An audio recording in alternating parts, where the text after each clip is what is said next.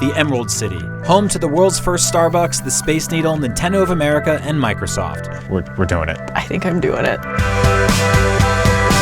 On this episode of Fast Travel, we're showing you 5 nerdy spots to check out if you're ever visiting Seattle. Welcome to Fast Travel, the nerdy travel show where we do nerdy things with nerdy people. Today I'm hanging out with Sydnee Goodman. Hello. I said your name wrong. I keep doing that. Today I'm hanging out with Sydnee Goodman. She was part of the Game Awards. What's up? I'm Sydnee Goodman. And she's IGN's newest host for Hi. Oh my God, Hey, hi. Brian. How's it going? So today we're at MoPop, the Museum of Pop Culture in Seattle. So what if I told you they had an original lightsaber here? What? That's all you had to say. Let's go see this lightsaber. Let's go see the lightsaber. Buy all 3 copies of the original Game Boy Pokemon games. Establish yourself.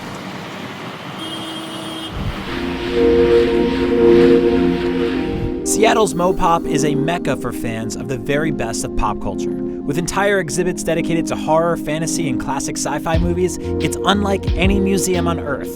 First stop, the lightsabers from Star Wars. Looking back, a lot of the lightsabers feel homemade because I think narratively they are. They are. Yeah. Totally.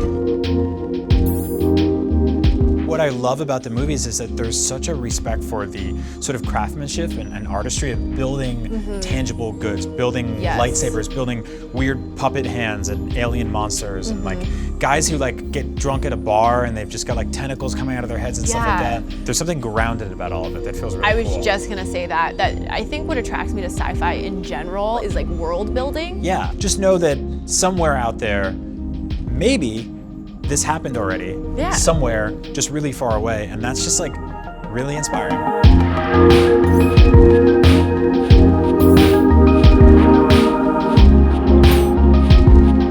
He's definitely taller than I thought he would be.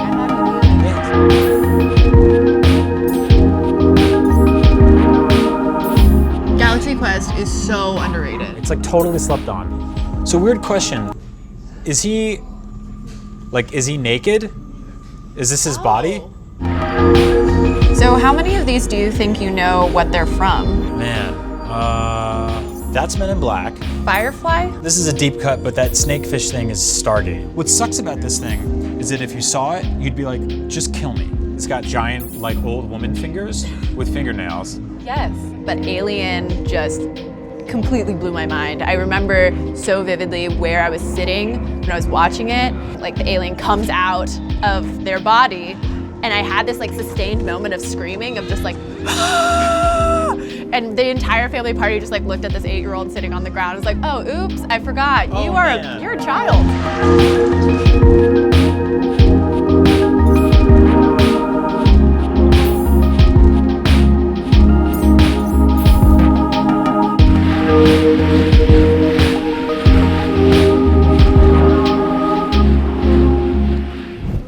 Tucked away in the hills of Seattle is a small community-focused game room with a history in the city.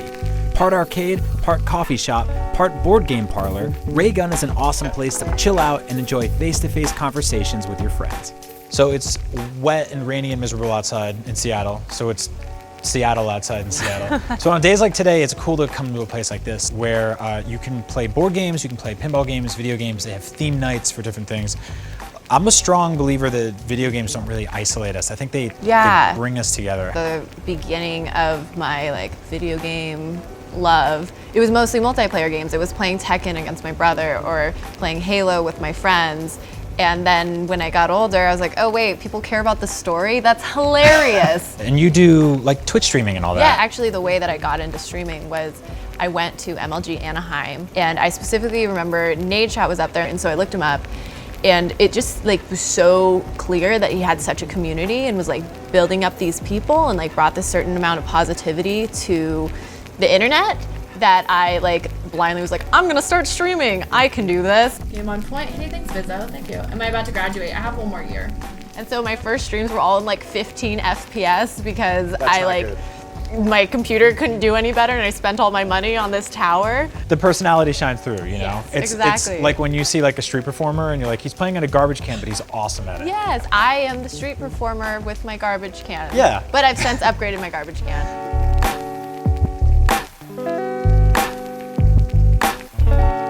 Okay, so while we're here, what is Demolition Man? There's flying cars and Taco Bell won the fast food wars. And to poop, you have to use seashells and no one understands why. Wait, huh? This is actually nothing like the movie at all. I do find pinball machines very interesting because often they have to condense an entire movie or franchise into A playable highway. Yes.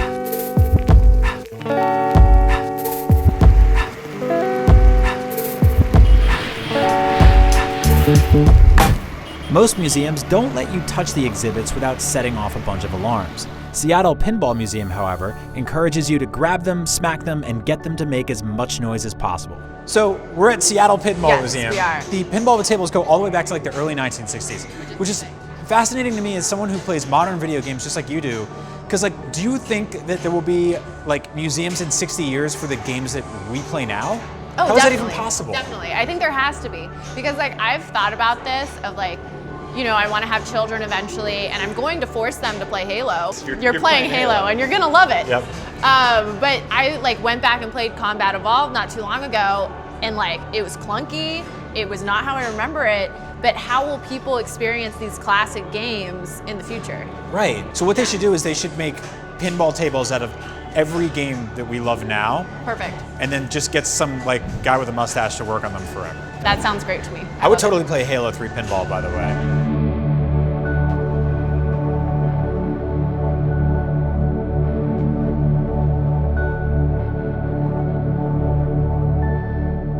This is one of the only HBO shows to ever become a pinball table.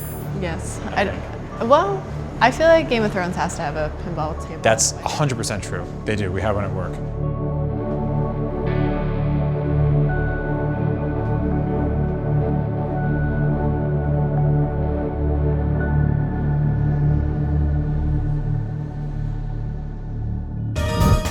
Arcades and pinball tables are a blast, but it's hard to bring them home with you. That's where retro game store Pink Gorilla comes in. So Sydney, we're at the Pink Gorilla in Seattle, the best retro game store in Seattle. Obviously just walls and walls of decades of classic video games, and also not classic video games, but they all have a place in history.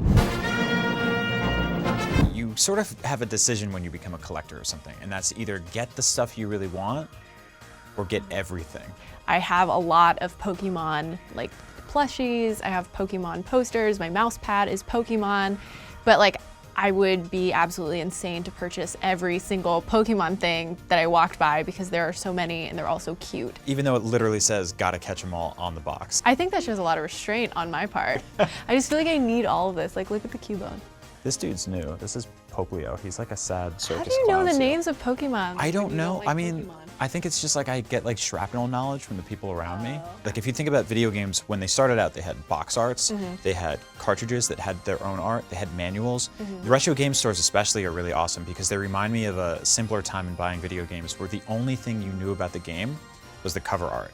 Like you'd walk into a store, you didn't read a review, no one online on YouTube was like, that game sucks, don't buy it. You would walk into a store and you'd see a picture and you'd be like, this looks awesome, I have to buy it just based on this image, and I think a store like this really gets to capture that well. Yeah. Okay, so I think we should totally buy some of our favorite games of all time. I am so far ahead of you right now. I have like 5 that I'm thinking about getting. Okay, we're doing it.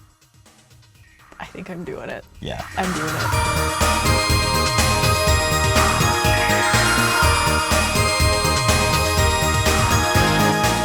This is printer paper for the original Game Boy printer. So in conjunction with the Game Boy camera, you could take pictures and then print them using the Game Boy printer and then give them to people.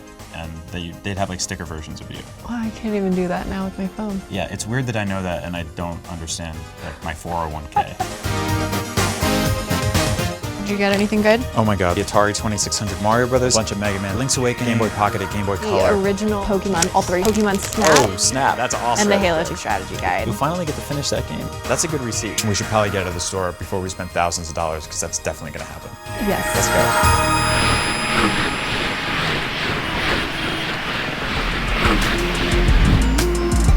go. Poindexters is a great bar to end a nerdy day in Seattle. Play arcade games, sip custom cocktails, and indulge in the massive murals of video game-inspired artwork.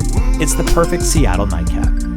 So Sydney, we had an incredible day. When you look up things that you have to do in a city, it's kind of touristy, corny stuff. But I think you can come to a place like Seattle, you can go to barcades, you can go to retro toy stores, you can go to museums. Yeah. No one's gonna judge you for it, and if they are, cut those people out of your life. I'm on vacation. Exactly, it's a vacation. If I wanna get judged, I will read the comments on this video. Exactly. What do you say we play some games and get out of here, go to sleep? Well, with the power of the Game Boy Color, you can play games anywhere. Wow. Bring your games on the go. The Game Boy Color, they don't make it anymore.